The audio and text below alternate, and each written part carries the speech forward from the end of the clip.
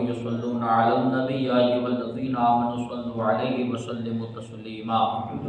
اللهم صل على سيدنا مولانا محمد وعلى آل سيدنا مولانا محمد وبارك وسلم صلاة وسلام عليك يا سيدي يا رسول الله صلى الله تعالى عليه وآله وسلم۔ کل آپ حضرات نے سماعت فرمایا کہ اللہ تبارک و تعالیٰ نے حضرت عیسیٰ علیہ السلام کو آسمانوں پر اٹھا دیا، تو عیسائیوں سے بھی اللہ تعالیٰ اور اس کے رسولوں پر ایمان لانے کا عہد لیا گیا تھا۔ حضرت عیسیٰ علیہ السلام کے آسمان پر اٹھا لیے جانے کے بعد عیسائیوں کا اور یہودیوں کا حال کیا ہوا کہ عیسائیوں سے بھی اللہ تعالیٰ اور اس کے رسولوں پر ایمان لانے کا عہد لیا گیا تھا، وعدہ لیا گیا تھا، لیکن حضرت عیسیٰ کے بعد وہ انجیل میں دی گئی نصیحتوں کا بڑا حصہ بھلا بیٹھے اور عہد شکنی کی، تو اللہ تعالیٰ نے ان کے درمیان قیامت کے دین تک کے لیے دشمنی اور بغض ڈال دیا۔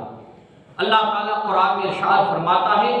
اور جنہوں نے دعویٰ کیا کہ ہم نصارہ ہیں، ان سے ہم نے عہد لیا،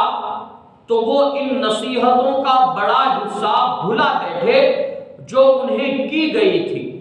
تو ہم نے ان کے درمیان قیامت کے دین تک کے لیے دشمنی اور بغض ڈال دیا، اور ان قریب اللہ انہیں بتا دے گا جو کچھ وہ کرتے تھے۔ حضرت قتادہ رضی اللہ تعالی عنہ نے کہا کہ جب عیسائیوں نے کتاب الہی یعنی انجیل پر عمل کرنا ترک کر دیا اور رسولوں کی نافرمانی کی، فرائض ادا نہ کیے اور حدود الہی کی پرواہ نہ کی، تو اللہ تعالیٰ نے ان کے درمیان عداوت ڈال دی، جس کا نتیجہ یہ ہوا کہ یہ فرقوں میں بٹ گئے اور ایک دوسرے کو تباہ کرنے لگے۔ چنانچہ دو عالمی عظیم جنگیں اور ان کی تباہیاں انہی صاحبان کی حرکتوں اور دشمنیوں سے ہوئی۔ دو عظیم جنگیں جو ہو چکی ہیں نا، تو یہ عیسائیوں اور یہودیوں کی آپس کی کیا ہے تفرقہ بازی اور آپس کی عداوت اور دشمنی کی وجہ سے ہی کیا ہے دو عظیم جنگوں کا ظہور ہوا۔ اب قرآن میں اللہ ارشاد فرماتا ہے، کوئی کتابی ایسا نہیں جو اس کی موت سے پہلے ان پر ایمان لے آئے گا اور قیامت کے دن وہ عیسیٰ ان پر گواہ ہوں گے۔ اب اس قول کا اللہ کے اس فرمان کا مطلب کیا ہے کہ آیت کے معنی یہ ہے کہ ہر کتابی اپنی موت سے پہلے اللہ تعالیٰ یا نبی کریم صلی اللہ علیہ وسلم پر ایمان لے آئے گا، لیکن موت کے وقت کا ایمان مقبول نہیں اور اس سے کچھ نفع نہیں ہوگا۔ دوسرا مطلب یہ ہے کہ یہود و نصارہ کو اپنی موت کے وقت جب عذاب کے فرشتے نظر آتے ہیں تو وہ حضرت عیسیٰ پر ایمان لے آتے ہیں، اور اس وقت کا ایمان مقبول اور معتبر نہیں ہے۔ تیسرا معنی یہ کہ حضرت عیسیٰ علیہ السلام کی وفات سے پہلے ہر یہودی اور عیسائی اور وہ افراد جو غیر خدا کی عبادت کرتے ہوں گے حضرت عیسیٰ علیہ السلام پر ایمان لے آئیں گے، حتیٰ کہ اس وقت ایک ہی دین اسلام ہوگا، اور یہ اس وقت ہوگا جب آخری زمانے میں حضرت عیسیٰ علیہ السلام آسمان سے زمین پر نزول فرمائیں گے۔ اس وقت کیا ہے دنیا میں ایک ہی مذہب ایک ہی دین ہوگا، دین اسلام ہوگا۔ اس وقت حضرت عیسیٰ علیہ السلام شریعت محمدیہ کے مطابق حکم کریں گے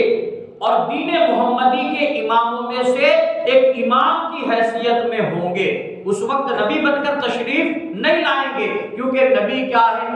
نبوت جو ہے ہمارے نبی پر ختم ہو گئی، ہمارے نبی آخر نبی ہے، اب صبح قیامت تک کوئی نبی آنے والا نہیں، تو کیا ہے حضور کے امتی بن کر کیا ہے تشریف لائیں گے اور پھر کیا ہے دین محمدی کی نشر و اشاعت کریں گے، اور عیسائیوں نے ان کے متعلق جو گمان باندھ رکھے ہیں انہیں باطل فرمائیں گے۔ عیسائیوں کے جو عقیدے ہیں نا، ان ان عقیدوں کو کیا ہے وہ باطل فرمائیں گے، دین محمدی کی اشاعت کریں گے، اور اس وقت یہود و نصارہ کو یا تو اسلام قبول کرنا ہوگا یا پھر کیا ہے وہ قتل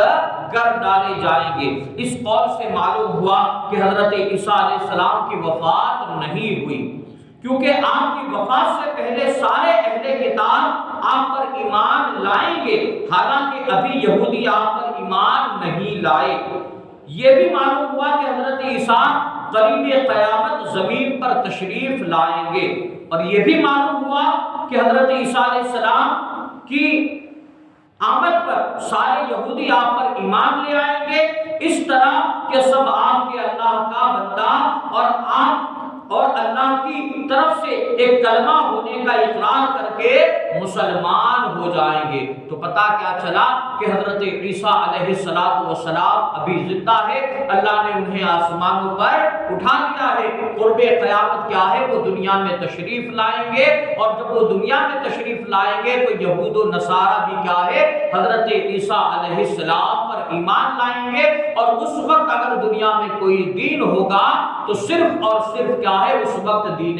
اسلام ہوگا۔ رب قدیر کی بارگاہ میں دعا ہے اللہ تبارک و تعالی علم دین سمجھ کر اس پر عمل کرنے کی توفیق